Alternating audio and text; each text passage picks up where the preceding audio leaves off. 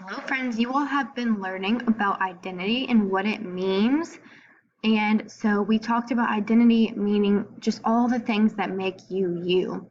So, some of the things that make you you are your family or the people that are in your life, the things that you like. You can draw a picture of you and also words that describe you.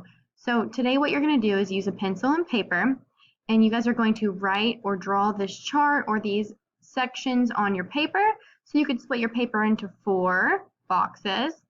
In the first box, you're going to write my family, and I want you to tell me about your family. You can use words or draw a picture, whatever you want. Your family might be a mom and a dad. You might have 2 moms or 2 dads. You might have a grandma or a grandpa that takes care of you, or an aunt or an uncle. Whoever the adults are in your life or the people in your family, like brother, sister, I want you to draw a picture or tell me about your family in the first box on your paper. The next thing is you're going to talk about things that you like. So think about the things that you like. It could be food, colors, things that you like to do in your free time, and you can use words or pictures. Tell me about the things that you like.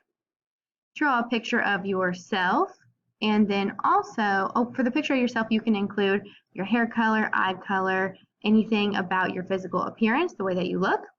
And then you're going to write words that describe you. So are you caring, kind, patient, helpful? So think of some words that describe you and you're going to write them in the 4th box.